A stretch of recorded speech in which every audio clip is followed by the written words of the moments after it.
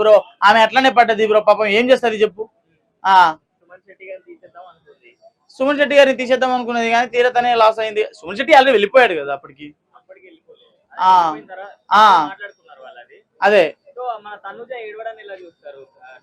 చాలా క్యూట్ గా ఉంది బ్రో ఏడుస్తున్నా గానీ చాలా మంచిగా ఉంది ఏడుస్తున్నా గానీ. అంటే ఇంతసేపు సీరియస్ గానే మాట్లాడతా, అది కొంచెం బాధ అయింది బ్రో నాకు కూడా తను ఏడుస్తుంటే ఎట్లా. బ్రో పాపం అసలు హౌస్ మేట్ అవ్వాల్సిందే అతను బ్రో, అసలు ఆ హౌస్ ఓనర్ అవ్వాల్సిందే అతను. అతనికి రావాల్సిన ఏమంటారు అది, అతనికి రావాల్సిన ఒక క్రెడిబిలిటీని వేరే వాళ్ళకి ఇచ్చేయడం అట్లా జరిగింది. అది ఎంతవరకు కరెక్ట్ కాదు బ్రో. ప్రియా బ్రో ఖచ్చితంగా 100% ప్రియా. నాకు నచ్చలేదు.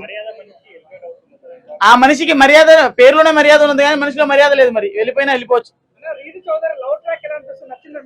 చాలా బాగా నచ్చింది బ్రో. అసలు ఒకరితోనైతే ఓకే కానీ ఇద్దరితో అయితే ఇంకా హైలైట్ ఉంది కదా.